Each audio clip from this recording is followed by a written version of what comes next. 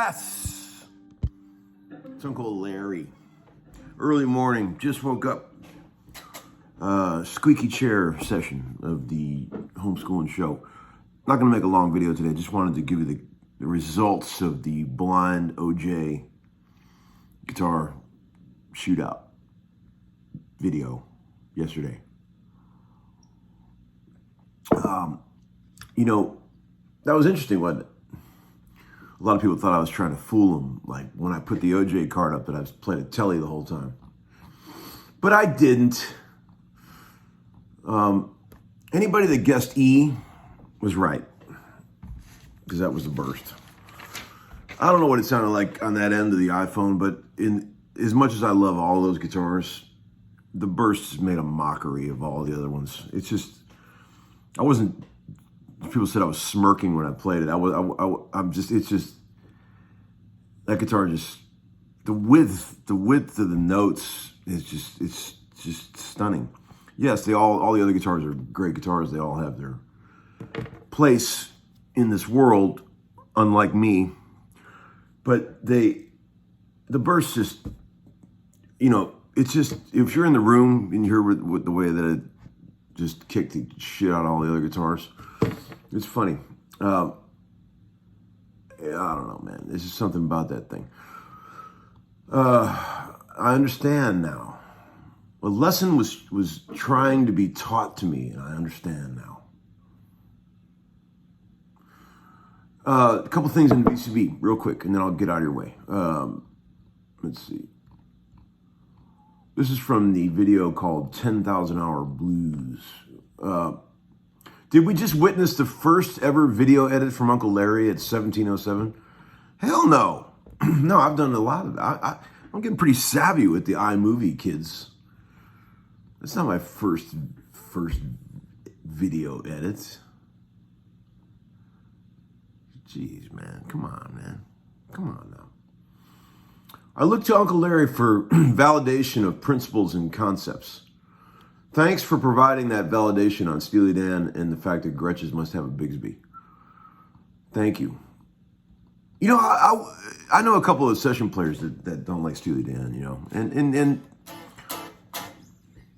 a couple friends of mine, people that I love, but I don't trust them because they don't like Steely Dan. But I will say, I'll tell you who doesn't like Steely Dan, but I will give him credit.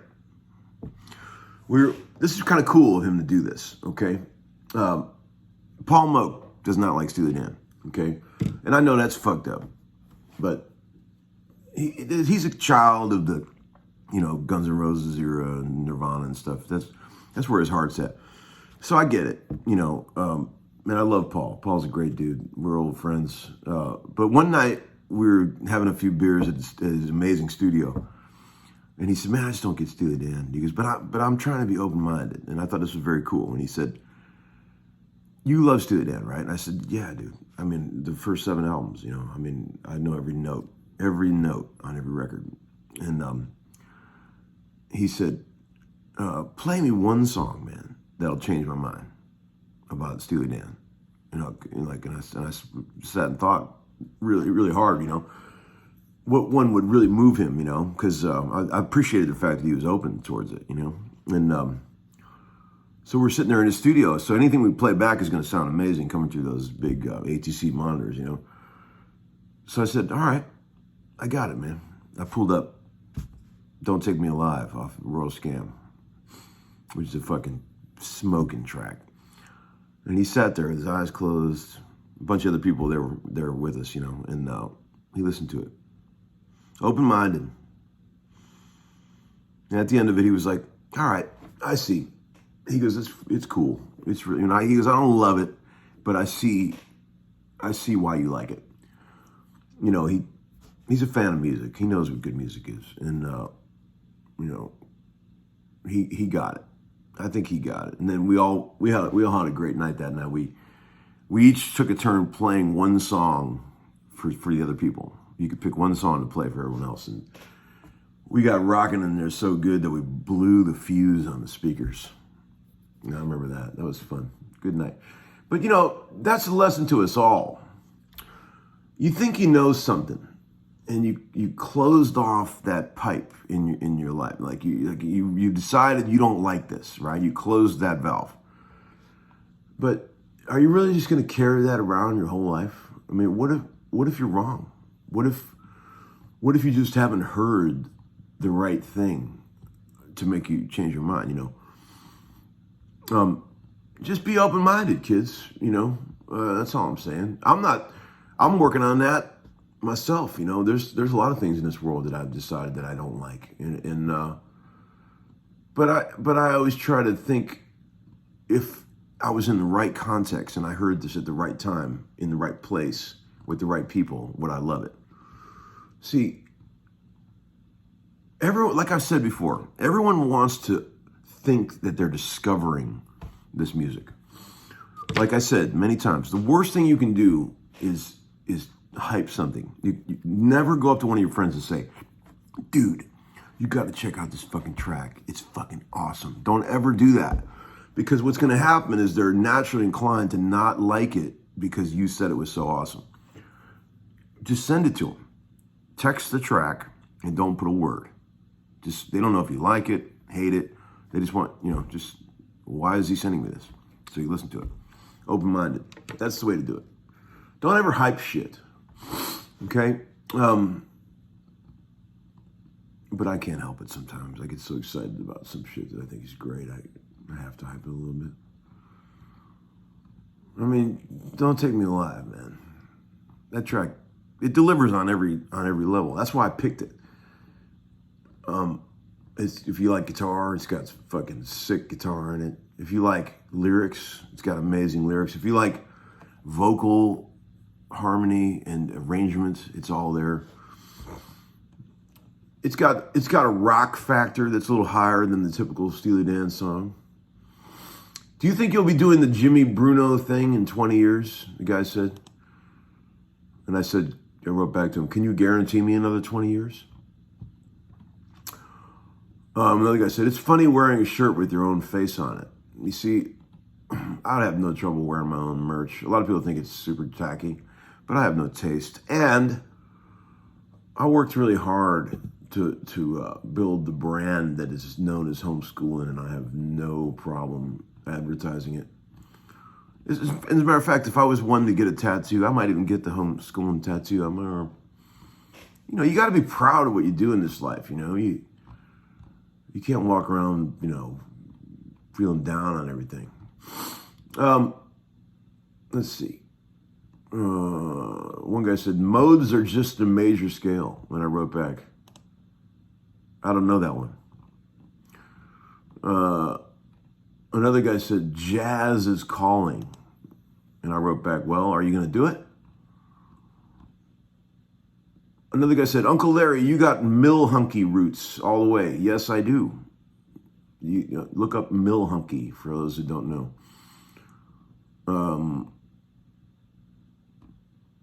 Let's see. Hey, Larry, as for Yacht Rock, do you like Christopher Cross? Yeah, I like Christopher Cross. I mean, I don't put him in the same category as I put Steely Dan or anything like that, but I mean, there was a couple songs on that giant Grammy album that I thought were really cool. There was a song, I haven't heard it in 100 years. I may not like it anymore, but there was a song. Let me see if I can find this, because this is worth playing for you guys. There was a song on, I think it's called, let me see if I can find this. There's a song on that first Christopher Cross album called, is it called I Really Don't Know Anymore? Where Larry Carlton plays a fucking sick solo.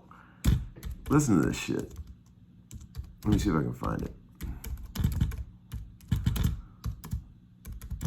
It's got a great Michael McDonald chorus too, which is fantastic. Okay, dig this. This is some serious yacht rock, but it's fucking awesome. All right.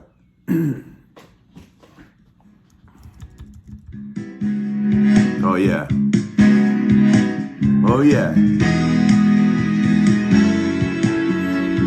Wait, let's hear that intro again. Hold on. Man, listen to the treble on that bass.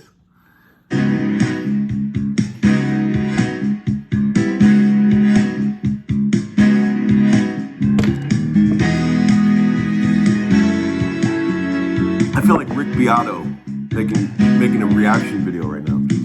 What do you think about love? It's a game to be played.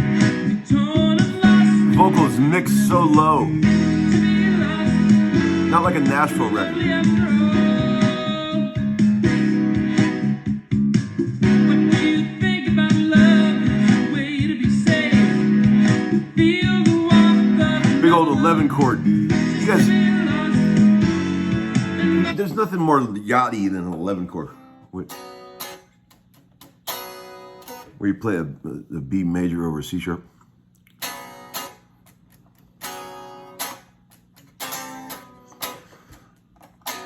That's it, man. Let's keep this. Larry plays this amazing solo in it that has nothing to do with the rest of the song, but it's still amazing.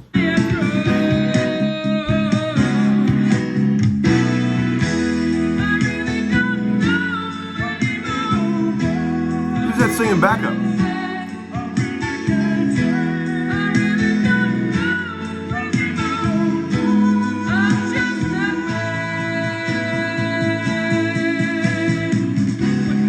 Okay, after chorus 2, Larry rips into some crazy shit.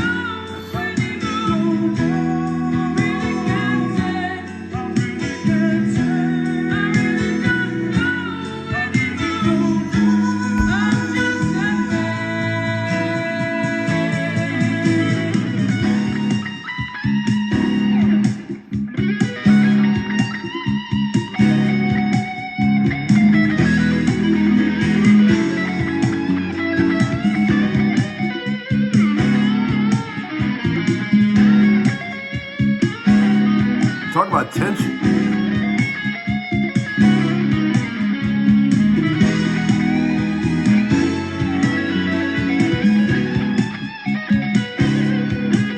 See, the difference between that and a Steely Dan record. See, Steely Dan would have never let him put all that reverb on the guitar. See, that's what made those Steely Dan records so edgy. The guitars are bone dry, man. Larry's solos on those records are like dry as a bone. And, you know, reverb has a tendency to smooth things out in a certain way. You gotta be very careful with that shit in the studio. You know what's a really great Steely Dan solo that I'm gonna hype? A great track that I'm gonna hype. You guys probably know this, but well, there's 2 songs on the Katy Light album that have just unfucking believable guitar playing. One is Chain Lightning, which is just blues, nasty blues. And I think it's Rick Derringer playing it. I don't even know who's playing the solo. Some of you guys probably know out there, but Lord, it's fucking raunchy as hell. Oh, Lord. And it's so dry and it's like eating toast with nothing on it. And then the next track on the record is this crazy jazz thing called Your Gold Teeth. It's a sprawling arrangement, 1975. And Larry, I'm pretty sure it's Larry, it has to be him, plays a long, sprawling solo in there that just swings like Michael Bublé, man. This shit is unreal. The swing factor on that solo is crazy, man. Man, I'd play them both for you, but I don't want to get this too long. All right, I'll play one. Let's listen to this shit, okay? I know you guys probably already know this shit. It couldn't hurt to hear it again, right? I'll play Your Gold Teeth first, because the solo is just ripping. Okay, there's 2 Your Gold Teeths, you know, by the way. There was one on their second album, and then Your Gold Teeth 2, which is much like the recurring theme of I always pictured you wearing pants. It comes in different evolutions. Okay, Your Gold Teeth starts as a sort of a mall jazz expedition.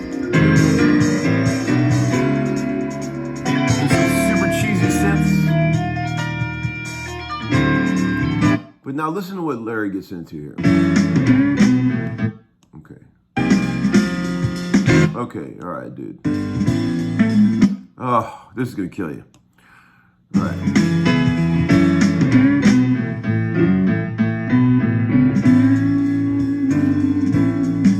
Right here.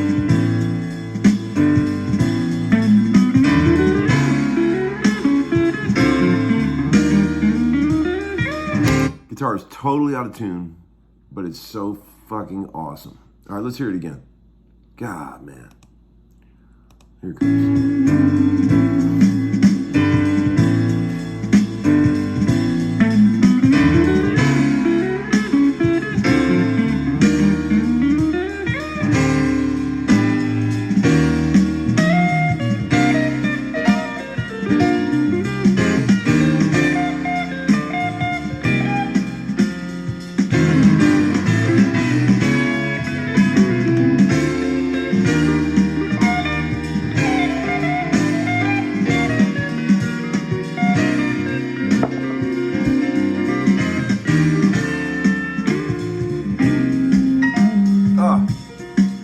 Done, right? He ain't done.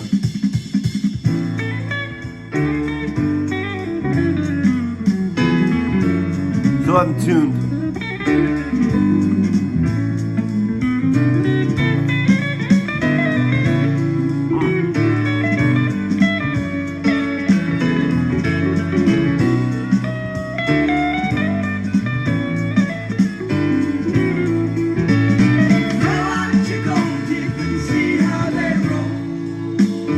Draw out your gold teeth and see how they roll, baby.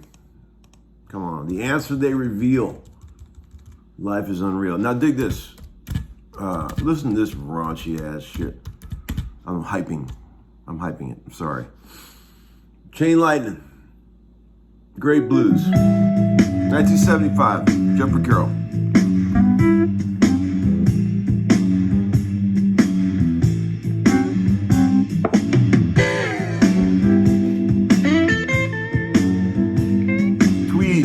All day. Got the fizz, man.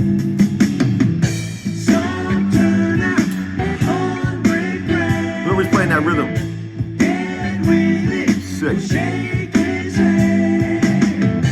Don't bother to understand. Don't question the real man.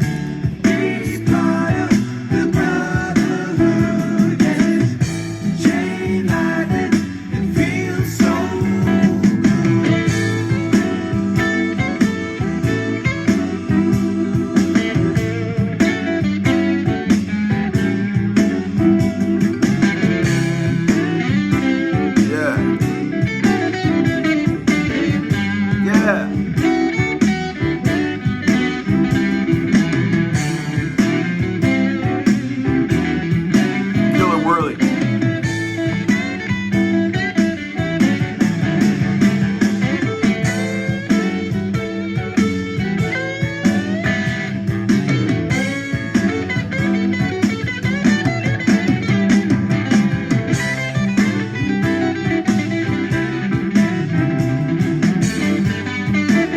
Randall.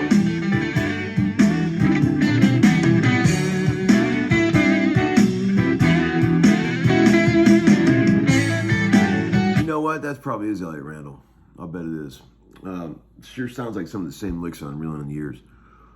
Nasty. Nasty. Nasty. That's so good. Okay, hey, let's get to the... I know you've been waiting for 20 minutes now for the contest results, but here they are. Guitar A. I think there was one guy actually that got these all right. I can't believe it. But I can't believe that somebody can get these all right because it's really hard. When OJ went up, I mean, you'd have to be Gordon Moat to tell the difference. A was the double neck.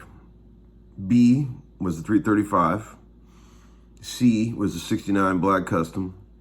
D was the 61 SG. And E, which a lot of people picked as their favorite sound, was the Burst, of course. So there was lots of choices. People saying E sounded the best, and yes, it does sound the best. It's the best guitar. So All right, there you go, guys. Hope you enjoyed. I wasn't trying. This feels creepy. Like I tried to get you to stick around for 20 minutes, just so you, like a bad TV show where they make you wait to the end to really tell you what you really want to know. I'm not doing that. I swear. All right, peace out. Have a good weekend.